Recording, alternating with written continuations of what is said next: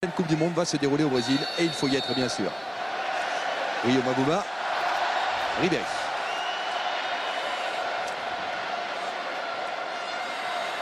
Sako. On fait tourner avec Christophe Jallet.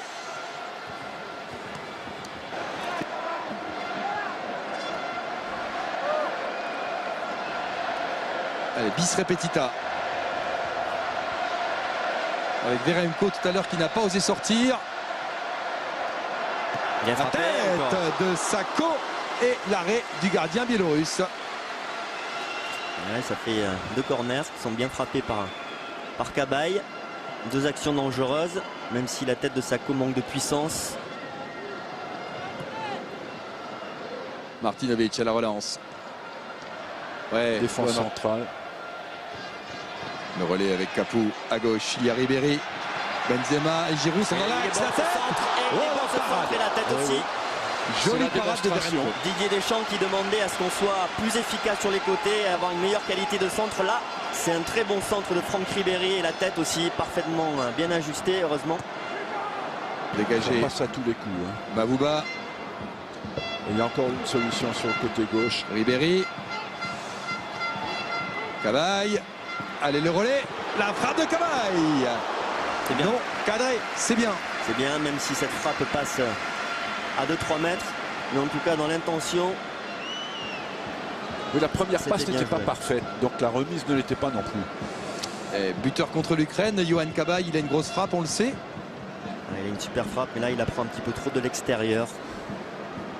Alors qu'on va voir sur cette image l'action d'avant avec la tête d'Olivier Giroud. Ah, Veremko, là, il fait une super parade parce que la tête, il a parfaitement bien placé Olivier Giroud. Coup de sifflet pour une faute sur Rodionov. Alors, soit il passe, soit on est obligé de faire faute sur lui. On arrive à trouver Olivier Giroud. On a tous les ingrédients. Il faut juste transformer maintenant. Tiens, regardez, on parle de coup franc. Michel Platini aux côtés de Noël Le Graët, le président de l'UEFA.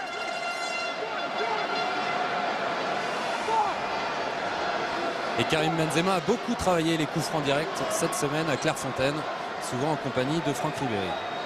Cabaye est très bon aussi dans l'exercice. D'ailleurs, il s'est posté en recours. Benzema.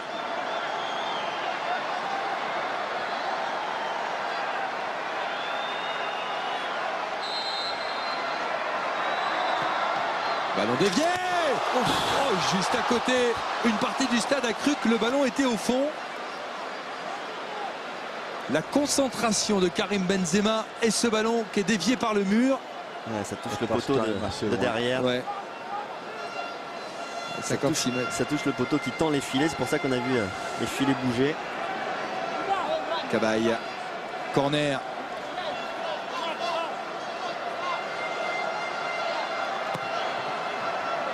C'est ça. J'ai cru que c'était au fond. Sako avec la parade. Ouais, là. Allez, coup de sifflet. Mamadou Sako, là, autant Seul sur les 6 mètres. Autant la première fois, il n'a pas réussi à mettre de la puissance. Autant là, il était vraiment tout seul. Et Regardez. Aïe, aïe, aïe. Il la prend un peu de l'épaule. Un peu. Ouais. Il la prend. Ouais, c'est ça. Ouais, de l'épaule. De l'épaule. Sa tête n'est pas nette, non. Et en revanche, Sergueï Veremko, lui, fait son match. Le capitaine. Ça fait deuxième occasion là pour Mamadou Sako. On le salue, Laurent. Avec un ballon sur le côté droit pour les Biélorusses. Kislak.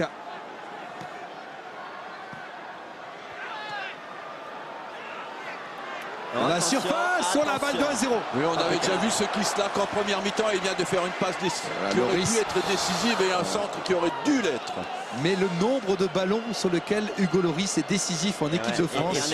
Et surtout Regardez la belle passe de Kislak. Regardez. Là, c'est Jallet qui se fait prendre dans son dos. C'était chaud. Jallet s'est fait prendre et puis sur le centre, il y avait vraiment le feu. C'est là où c'est pas facile pour le gardien de but qui n'a pas touché, Hugo Lloris qui a quasiment pas touché le ballon du match. Et Joulon avec Benzema et il y aura Bordachov qui ne s'encombre pas du ballon. Jallet, le crochet devant Martinovic. Et c'est pas terminé. Ribéry en retrait. Oui, Etienne Capoue, premier but en équipe de France. Oui, ils se sont fait prendre en contre les Biélorusses. C'est leur bon début de deuxième mi-temps qui les a piégés. Ouais, sur ce centre de Franck Ribéry, au départ, je pensais qu'il allait vouloir la jouer sur Olivier Giroud. Et finalement, c'est en deuxième rideau. Et regardez, il y a Aurélien Capoue, son frère, l'attaquant de Boulogne, ancien joueur de Nantes, qui est là. Tout sourire. On l'avait vu lors du premier match au Havre. Et Etienne, buteur contre Saint-Etienne, je vous le disais. Après avoir joué en équipe de France, cette action-là. On a eu un contre favorable. Et Franck Ribéry qui récupère ce ballon-là. Dans un premier temps, soit il cherchait Karim Benzema en fait. Et c'est Etienne Capoue qui est juste derrière Karim Benzema, qui hérite de ce ballon et qui met ce plat du pied parfait. étonnant. Diaby qui marque contre la Finlande et son remplaçant qui marque au Stade de France.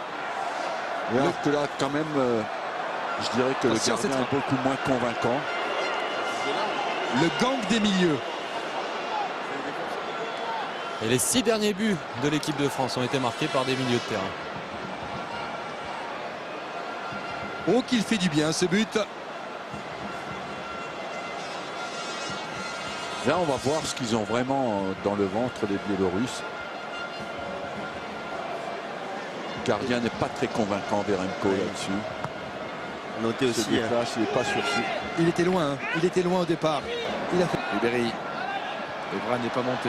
Il y a du monde, il y a un double rideau. Il est bon ce ballon. Allez, il y a un bon débordement à faire là. Jallet s'appliquer sur le centre. Oui, mais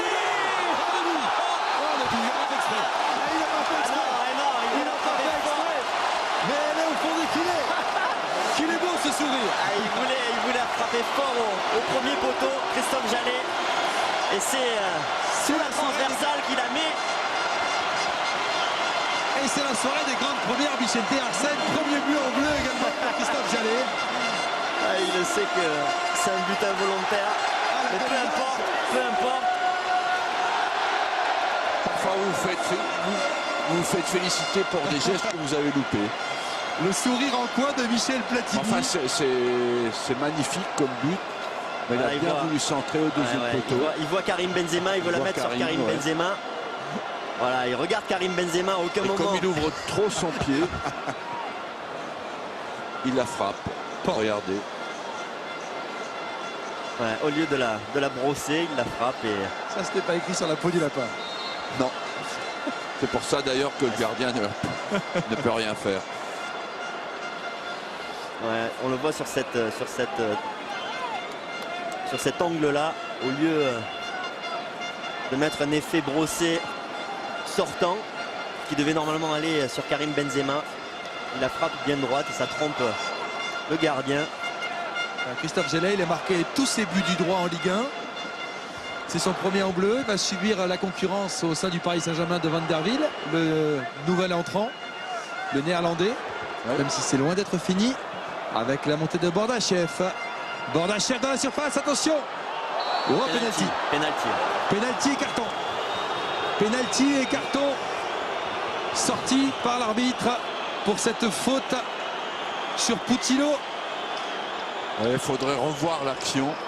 Parce qu'il a déjà sauvé une balle comme ça contre la Finlande sans avoir fait faute. Et ce serait intéressant à revoir. Il n'est pas d'accord. Yanga Miwa. Il dit non. Ça ne semblait pas évident. Il n'y a rien du tout. Il n'y a absolument rien du tout. Absolument rien. Il n'y a rien du tout, effectivement. C'est une faute imaginaire. J'ai pas l'impression. Le laser, c'est nul. Il y a eu un petit contact. Il y a eu un petit contact. En revanche, le laser dans l'œil de Kornilenko, c'est nul. Ça, c'est nul de la part des supporters français. Kornilenko. Et l'arrêt de Loris. La double parade. Il y a but quand même. Il y a but quand même. Et il est au fond, alors que Loris l'avait arrêté. De ne pas avoir suivi. Et la parade était bonne, mais les Biélorusses étaient beaucoup plus rapides pour suivre ce ballon. Manque d'attention là des joueurs français. Là il le touche. Là, il le touche. Il le touche, mais il fait Là, pas il le action touche. pour aller vers le Autant pied. sur l'autre angle, on a Regardez. l'impression qu'il ne le touchait pas. Là, on est Quel coupable, dommage. vraiment Quel coupable. dommage. Il fait la parade Hugo Lloris et derrière on suit pas. On ne suit pas là-dessus. Le 14 Putillo. Ouais, et là, c'est un manque d'attention particulier des défenseurs français qui doivent suivre. Il est malchanceux là-dessus, Hugo, quand même. Mais en tout cas, sur l'autre l'action, angle, moi ouais. j'ai vraiment eu le sentiment ensuite, autant sur la première Image. image, on Y a voyait pas rien. penalty, autant sur la deuxième Sur la image, deuxième, il y a le j'ai l'impression qu'il touche le pied. Le pied. Ouais. En tout cas, il avait l'air sincère dans sa défense, Mapuyanga Mbiwa, vis-à-vis de l'arbitre. Ça nous promet une sacrée fin de match, Il n'a pas fait 72e le minute. geste pour faire faute, mais Valbuena, Ouais, bon contrôle orienté. intéressant. Allez, il est bon ce Ribéry, ballon, la il est balle de bon ce Troyes. ballon, oui. Oui, c'est au fond. Ouais, parfait. Parfait, Franck Ribéry. Parfait, la passe décisive de Karim Benzema et le petit piqué de Franck Ribéry. 11e but en équipe de France pour le joueur du Bayern de Munich. Et celui-ci, il fait du bien. Et c'est lui l'homme du match. C'est lui l'homme du match parce qu'il avait été vraiment très performant en première mi-temps. Passe décisive en deuxième mi-temps et but. C'est l'homme du match.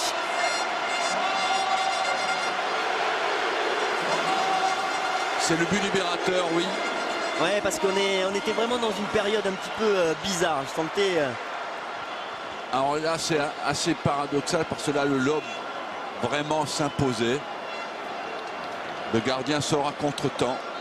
Et c'est encore une passe décisive de Karim Benzema. Ouais. Ouais. C'est devenu sa spécialité à Karim Benzema. Il a réussi à faire le décalage. L'appel de Franck Ribéry est bon. Sa 10e passe décisive en équipe de France. Ça va beaucoup mieux. Beaucoup mieux, beaucoup mieux. Il reste 10 minutes à jouer. La France mène 3-1. Ouais, parce qu'après le but biélorusse, on n'était pas très à l'aise. On n'est pas très à l'aise depuis le début de la deuxième mi-temps. Malgré les apparences, malgré les 3 buts.